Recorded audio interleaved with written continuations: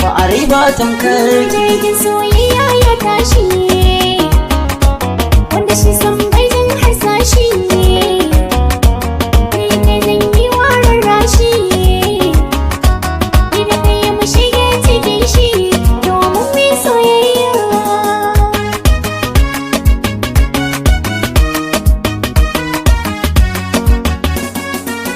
Duka rayuwata na baki domin ko a yau ba tamkar ki.